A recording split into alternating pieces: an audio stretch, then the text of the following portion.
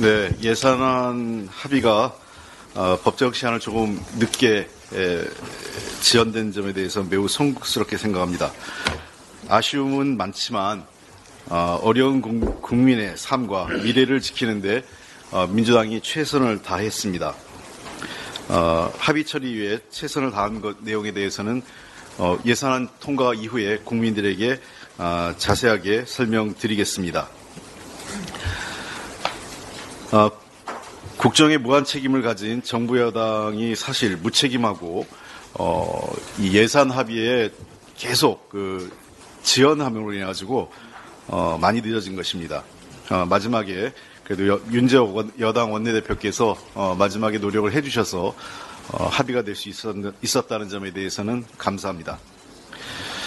이번 예산안에서는 정부의 잘못된 예산 편성을 바로잡고 민생 회복, 미래 준비를 위한 예산을 확보했습니다. 국민 혈세를 대통령 주머니에서 국민 주머니로 옮기는 과정이었습니다.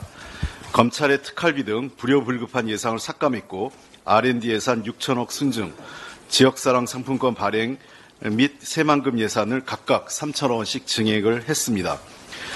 이와 함께 민생 부분에 있어서는 소상공인의 에너지 지원금, 대출이자 보전 등 그리고 요양병원 간병 지원 시범사업, 희귀질환자 의료비 지원, 발달장애인 지원 사업 등의 예산을 반영을 했습니다. 청년과 관련돼서는 청년 월세 한시 특별 지원, 그리고 내일체임 공제, 청년 일자리 도약 장려금, 그리고 1,000원의 아침밥 등이 포함됐고요. 그다음에 보육과 관련돼서는 온동네 초범돌봄 시범사업이 관련 예산이 반영이 잘 됐습니다. 역사적 사업과 관련돼서는 동북아 역사재단의 독도 일본 사업의 예산을 증액을 시켰습니다.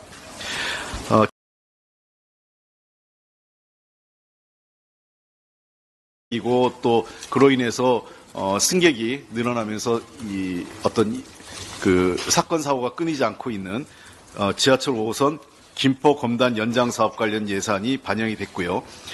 비료 가격 보조, 그다음에 농산물 수급 안정 지원도 예산이 추가로 증액됐습니다. 또한 가정폭력 스토킹 방지 및 피해자 지원, 그다음에 사회적 기업 지원, 한전공대 지원 등과 관련된 예산도 민주당이 증액을 주도했습니다. 이 예산이 잘 집행될 수 있도록 국회 차원에서 관리 감독을 계속해 나가겠습니다. 정부도 만전을 기해 줄 것을 부탁드립니다. 대한민국 노인 빈곤율이 어제 오늘의 일은 아니지만 OECD 1위를 놓치지 않고 있습니다. 한국의 66세 이상 노인 소득 빈곤율은 40.4%로 OECD 내 1위입니다.